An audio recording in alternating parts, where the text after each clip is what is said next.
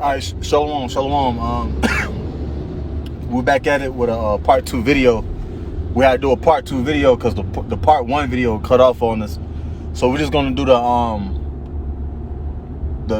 intro, redo the intro and everything for those who didn't know what happened. So before we continue on with this lesson, we'd like to give all honor, glory, and infinite praises to Yahweh, Bahashem, Yahweh Shah, Bahashem, Chakwadash. Double honors to our apostles and elders of Great Millstone. And peace, love, and salutations towards you, hopeful elect. This message sincerely pushing this truth. Now we're just going to continue on what we was recently saying before the video shut off. So without further ado, you could just reread what you was reading out. Isaiah chapter 5 verse 4. What could have been done more to my vineyard that I have not done in it? Wherefore, when I looked that it should bring forth grapes, brought forth it wild grapes. Yeah. You know, here it is. We're supposed to be a delicate, calmly, people. Fast forward to 2026. Now you got shiesty wearing, want to make money all day, YOLO, crackhead, whatever. This is not a talk about nobody, but whatever term that comes with this image of being a so-called black man, whatever, it's bad. Mm-hmm. Okay? So the Lord has to do a whole reset, especially for you 2/3, man. You 2/3 is not gonna grow up and put away your childish thing and receive the tendings of Yahweh Bahashem Yahweh Shah. Okay, he's tending to his garden right here. Mm-hmm. But you guys rejected knowledge. Yep. You guys didn't want to accept his helping hand, him tending to you, But you got it.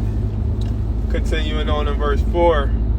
It reads, verse 5 I'm going to go to. And now go to, I will tell you what I will do to my vineyard. I will take away the hedge thereof, and it shall be eaten up, and break down the wall thereof, and it shall be trodden down. So we've been broken down as a people. We've been diminished. We've been ate up. Anything that has happened according to history, all the way up till today, man, it's gonna always happen until he actually just come out and save us. Okay? Because as a nation, the nation of Yasharallah is too far gone. The only ones who are still with it, okay, is the hopeful elect. Okay, started with our apostles and elders of Great Millstone all the way on down. Who's confessing? That's what the video's about. Yep. Confessing the true name sincerely. All right.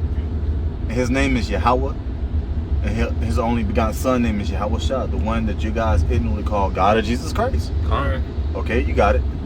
It reads in verse 6, and I will lay it waste, and it shall not be pruned nor digged. Yeah, because when you dig and when you prune certain plants, of course that's a form of taking care of what you got going on. The Lord turned his back. He said, I ain't gonna tend to these people no more. I ain't gonna care for them. All right, so here it is. Now we on the market. Now we slaves. Now we're this. Now we're that. Because Jake just don't get it. Right. You got it out. It reads, but there shall come up briars and thorns. I will also command the clouds that they rain no rain upon it. So nevertheless, our power, he's about to let us know that he loves judgment. Okay? We're getting judged. We're getting hammered as a people. Okay? Some harder than others. But the scriptures, it consistently says how we was a stiff-necked people, a hard-headed people, though. Mm-hmm. Like people who laden with iniquity, sin upon sin upon sin. Right. It started raining too. But you got it. Continuing on.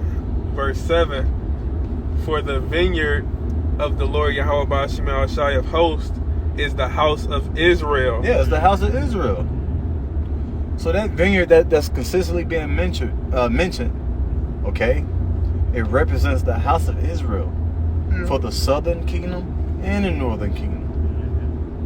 But the Lord took away that protection and the heads thereof. He already said it. You got it. And the men of Judah, his pleasant plant. It was a pleasant plant, man. Okay? Now we're about to be plucked up from this side of the earth and be replanted on back to our homeland. Kind of reminds me of Baruch, the 2nd chapter. Mm-hmm. You got it. It reads, and he looked for judgment, but behold oppression, for righteousness, but behold a cry. You want me to continue on to verse 8? It reads, then you can stop after that. Yep, it reads. And who's doing the crying? Who's crying out? That's my other scripture I got. His woman. We are. Right. You got it, brother. Because I only had 2 scriptures on the list. Oh man, see that's a spirit, and I didn't even know that. You got it. Let me hold up. Ezekiel chapter 9 and verse 4. It says, hold up.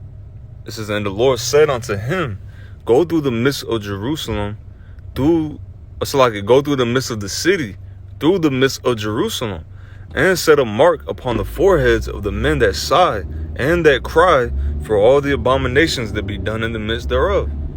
Hey, oh, you got it. Oh, you got it. Con. Hey, going back to the title of the lesson, continue to confess. Part of that confession is sighing and crying. All right. And I want to also go into that word sighing and crying as well. And basically that's complaining about all this wickedness, man. And that word mark too. You ain't talking about the cherubim. That's a different mark. Oh, I'll get that one too. I'll get that one first. All right.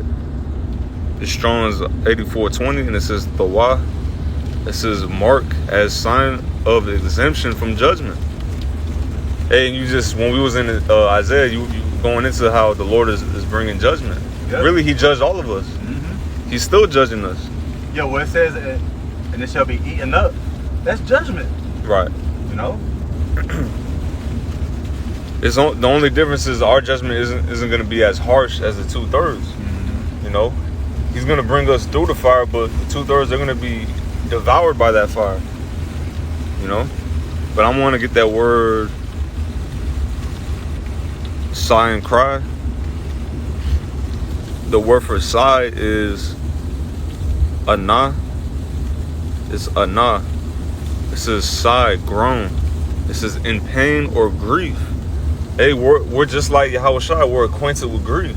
Right. We're chafed in the spirit. We can't catch a break here in Babylon the Great. You always see something that's gonna vex you. You always, something always inconveniences you. Something is always hindering you. Something is always, agitating you. Right. This is a hurtful life that we're living in. Yeah. It's the valley of shadow of death. There's nothing soothing about death. Even the thought or when you hear the word death, it's just a bad fucking thing. Excuse my language. But you get what I'm saying, man. Yeah. But guess who soothes us and comforts us? Yahweh Shai.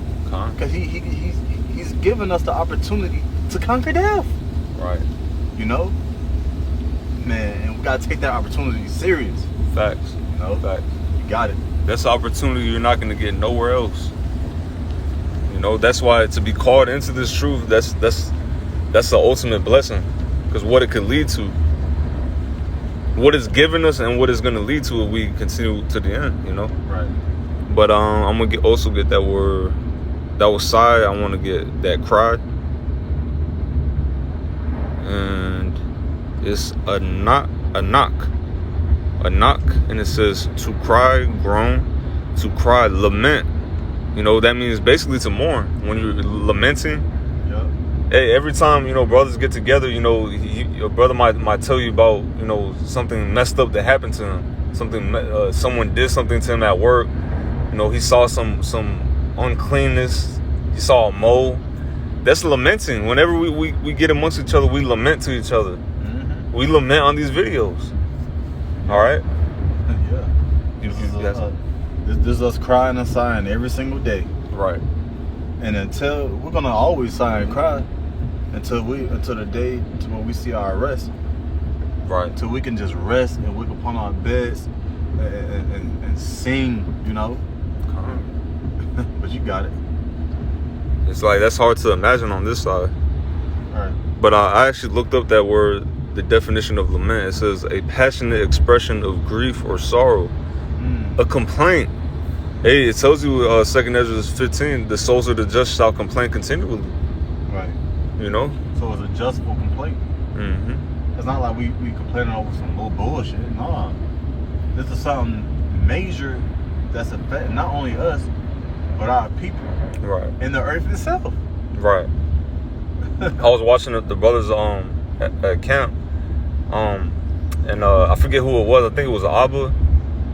Somebody made a statement, but they said, you know, Jake in the world, they complain about, you know, their life in this world, you know, about money, about the things of this life. We're complaining because we understand there's a wicked kingdom. That's a difference. That's a different complaint. Right. These Jakes, they love this kingdom, so that's why they're complaining. They're like, things aren't like they used to be. I miss the good old days. That's a different complaint than our complaint. Right. We're complaining because we want this place to be destroyed. Right. We're complaining because we want a righteous kingdom. Right. That's a whole different complaint. The good old days for us is each other, and it's truth. Right. You know, ain't no damn good days in America. Right. It's lame. It's Right. It's weirded out. It's lame. It's bugging. My goodness, man. Yeah. My man. We gotta get out of here. Yeah.